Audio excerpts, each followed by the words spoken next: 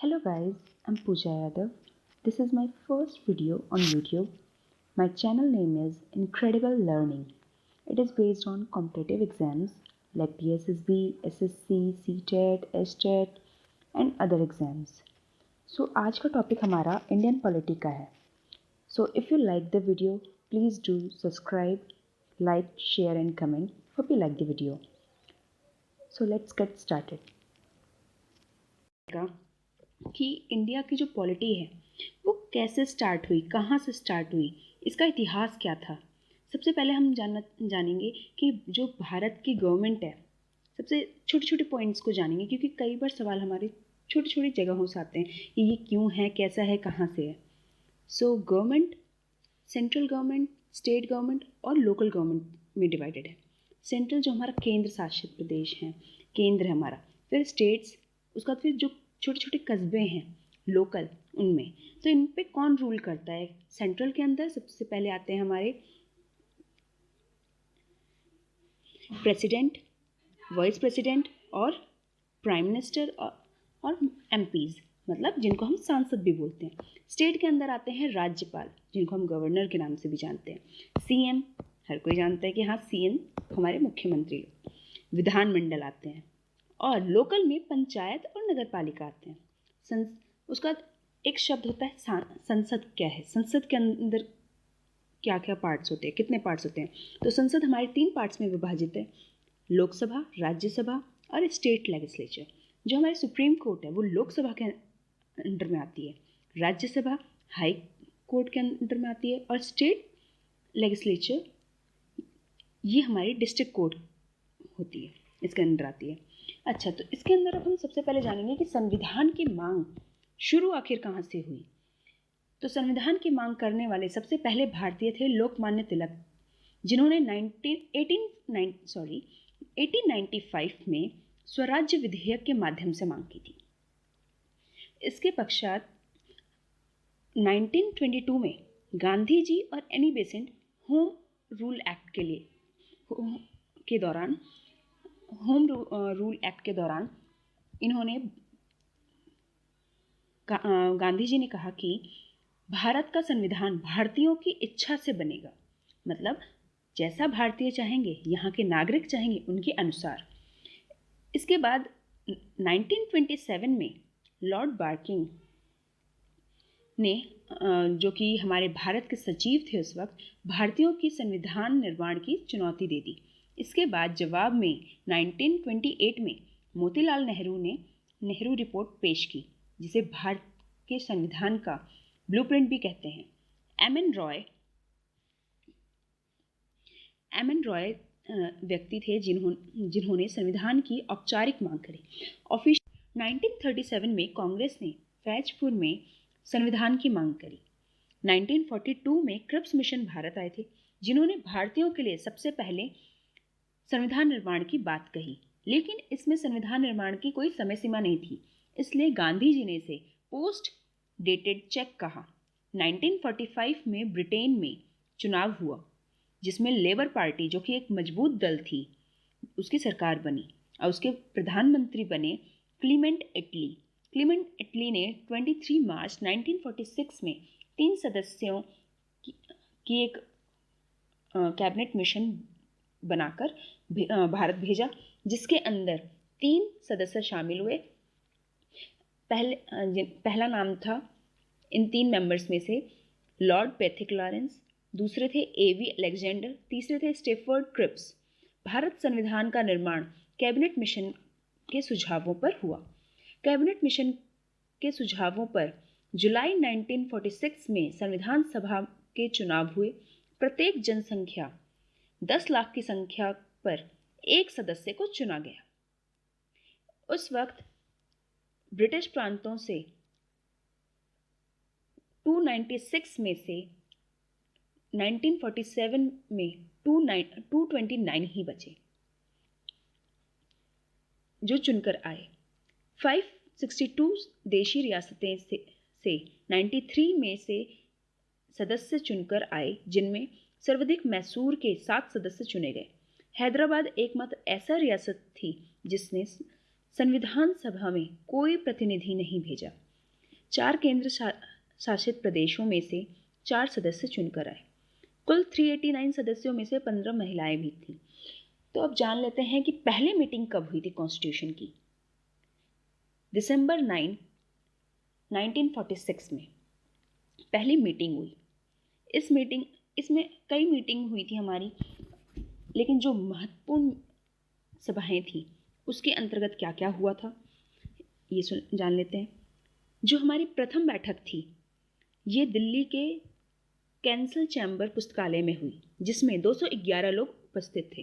प्रथम बैठक में अस्थायी अध्यक्ष थे सच्चिदानंद सिन्हा। दूसरी बैठक संविधान सभा की दूसरी बैठक 11 दिसंबर 1946 को हुई, जिसमें संविधान निर्मात्र सभा में के स्थायी अध्यक्ष डॉक्टर राजेंद्र प्रसाद चुने गए। इस बैठक के उपाध्यक्ष एच.सी. मुखर्जी थे। संविधान सलाहकार बी.एन. राव थे। तीसरी बैठक हुई संविधान सभा की तीसरी बैठक 13 दिसंबर 1946 को हुई, जिसमें जवाहरलाल नेहरू ने उद्देश्य प्रस्तुत किया। यह उद्देश्य प्रस्ताव 22 जनवरी 1947 को पारित हो गया। संविधान निर्माण के लिए 22 समितियों का गठन किया गया। इनमें से कुछ इम्पॉर्टेंट कमिटियां हैं, जैसे यूनियन पावर कमेटी जो कि जवाहरलाल नेहरू इसके चेयरमैन थे। स्टीयरिंग कमेटी राजेंद्र प्रसाद इनके चेयरमैन थे। फाइनेंस एंड स्टाफ कमेटी इसके भी अध्यक्ष चेयरमैन राजेंद्र प्रसाद थे। Order of business committee KM. Munshi इनके अध्यक्ष थे। यूनियन कॉन्स्टिट्यूशन कमेटी के चेयरमैन जवाहरलाल नेहरू थे। Fundamental rights sub committee JB. Kripalani, advisory committee Vallabh भाई पटेल और ड्राफ्टिंग कमेटी के चेयरमैन बी.आर. अम्बेडकर थे।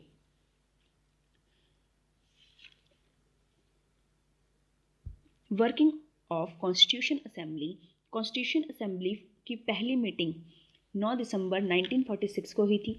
मीटिंग को अटेंड 211 लोगों ने करा। एक्टिंग चेयरमैन और टेम्पररी प्रेसिडेंट हम डॉक्टर सच्चिदानंद सिन्हा को कहते हैं। परमानेंट चेयरमैन राजेंद्र प्रसाद को कहते हैं। वाइस प्रेसिडेंट हमारे डिप्टी चेयरमैन एच.सी. मुखर्जी हरेंद्र कुनार को कहा जाता है। Constitution advisory sir Bengal Singh Rao या फिर बी.एन. राव शॉर्ट में बोल सकते हैं, ये थे। ड्राफ्टिंग कमेटी के मेंबर्स जिन्होंने इसे क्रिएट किया, उसके अंदर जो मेंबर्स थे उसमें थे बी.आर. अम्बेडकर जो कि चेयरमैन थे, N. Gopal Swami Ayyangar, Alladi Krishna Swami Ayyar, doctor K N. Munshi, Syed Mohammad Saadulla, M. Madhava Rao, T T. Krishnamachari. Total जो बैठकें हुई, जो मीटिंग्स हुई, वो 11 हुई। डिबेट्स हमारे टोटल डेज 144 डेज और टोटल एक्सपेंडिचर इसमें 64 लाख के अप्रॉक्स आया था। हमारे जो कंट्री का जो संविधान है विश्व में सबसे बड़ा संविधान कहा जाता है। ये इसलिए हुआ क्योंकि हमने सभी देशों के जो संविधान थे उसमें जो अच्छाइयाँ थीं उन्हें अपनाते गए, इसलिए ये हमारी 60 कंट्रीज से इंस्पायर्ड है। टोटल टाइम हमें लगा 2 ईयर 11 मंथ्स एंड 18 डेज का। तो इसके अंदर जो हमारा समय सीमा थी, ये कई बार सवाल पूछ देता है कि कितना समय लगा। ये one of the most important question हैं जो एक शॉर्ट नोट्स के तौर पे मैंने आपको प्रेजेंट किया है कि कितने दिन लगे, कितनी कंट्रियों से इंस्पायर्ड थे और कितनी दिनों की डिबेट हुई, कितनी सिटिंग हुई, ये सब। अब आगे चलते हैं। फ्लैग, हमारे देश का झंडा हम हर जगह आराम से देख सकते हैं। तो इसका गठन कैसे हुआ, इसका निर्माण किसने किया, इसको डिज़ाइन किसने किया, तो इसके समिति की तरफ चलते हैं। एक झंडा समिति भी थी, इसका गठन 23 जून 1947 को हुआ। झंडा समिति में कुल 6 सदस्य थे। झंडा समिति के अध्यक्ष डॉक्टर राजेंद्र प्रसाद थे। समिति इसके अंदर जो हमारा झंडा है 4 कलर इंक्लूड है। इसका कई बार सवाल पूछता है कि लेंथ और ब्रेथ का रेशियो क्या होता है, तो ये होता है हमारा 2:3। फ्लैग डिज़ाइन किया था, जो हमारा पहला फ्लैग था जिसके बीच में चरखा हुआ करता था, वो हमारा डिज़ाइन किया था मैडम भीकाजी कामा ने।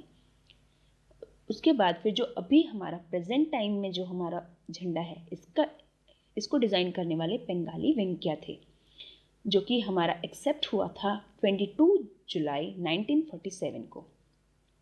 नेशनल एंथम, हर देश का अपना एक एंथम होता है, अपना एक राष्ट्रीय गान होता है। तो वो क्या है हमारा जनगण मन, जो कि हमारे कंपोज़र थे रविंद्रनाथ टैगोर, राइटर थे।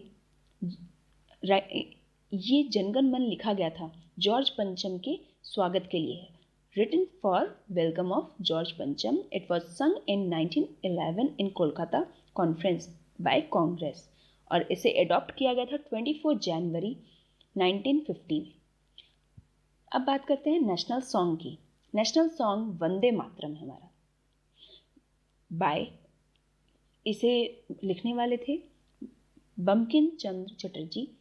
इन्होंने अपनी बुक आनंद मत में लिखा था। इसको पहली बार 1896 में कोलकाता कॉन्फ्रेंस में कांग्रेस द्वारा गाया गया था। एक्सेप्ट किया गया 24 जैन 1950 में।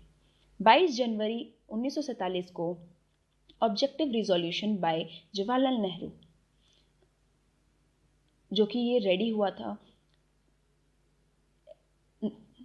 नवंबर 26, 1949 को, और 15 आर्टिकल्स इसमें इम्प्लीमेंट हुए थे।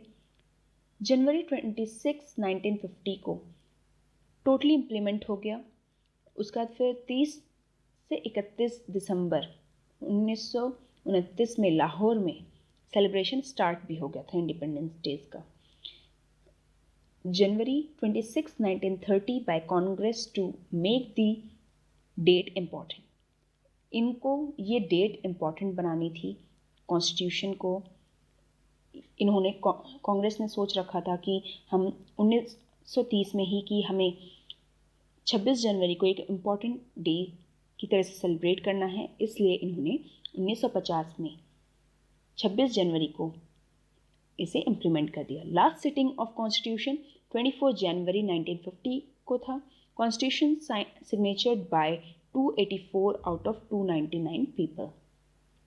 फादर ऑफ कॉन्स्टिट्यूशन हम कहते हैं डॉक्टर बी आर अम्बेडकर को, जिनको हम मॉडर्न मनु के नाम से भी जानते हैं, और इन्होंने बुक लिखी थी लॉज के ऊपर, Manusmriti.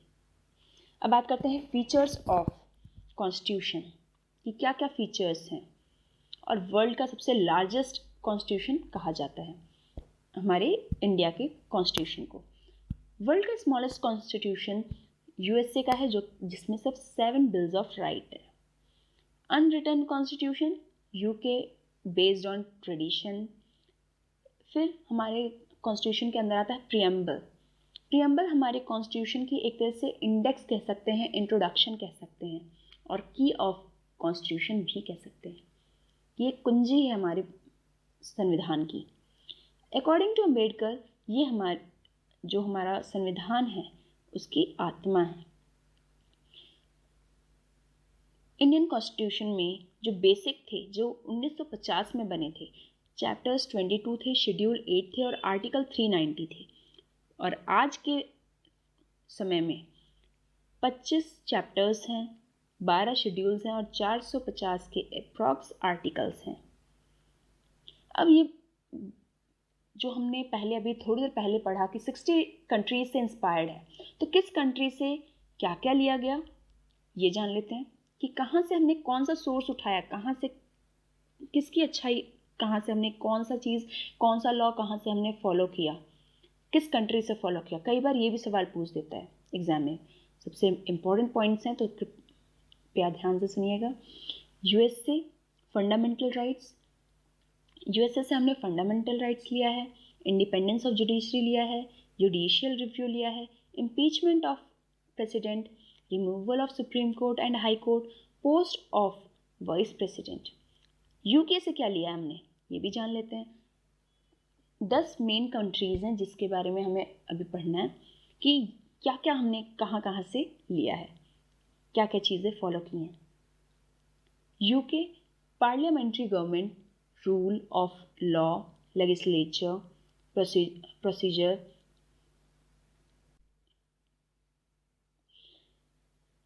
rule of law, legislature procedure, single citizenship, cabinet system, prerogative writs. Then Canada से हमने Federation of Strong Center, reducible power with the center. Australia से क्या लिया हमने? Concurrent list, language of preamble, freedom of trade, centre state relationship. Farmer USSR से हमने लिया है fundamental duties, 5 year plan.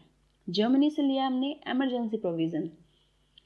Ireland directive principles of state policy, method of election of president, nomination of members of Rajya Sabha. Japan से हमने लिया है law on which the supreme court function. South Africa से हमने लिया है provision of constitutional amendments, the constitution and election of the members of Rajya Sabha. और French से लिया है republic of ideal liberty, equality, fraternity in the preamble. So ये हमारे कुछ मेन पॉइंट्स थे जिनके बारे में हमने जाना कि क्या क्या. सिर्फ ये हमारा इतिहास और एक तरह से कह सकते हैं कि इंडियन पॉलिटी का बेस था, बेसिक नॉलेज थी. आगे हम इसके शेड्यूल्स के बारे में बात करेंगे नेक्स्ट वीडियो में. अगर आपको पसंद आई मेरी वीडियो तो प्लीज़ लाइक करिएगा, सब्सक्राइब करिएगा और please press the bell icon. Thank you. Thanks for watching.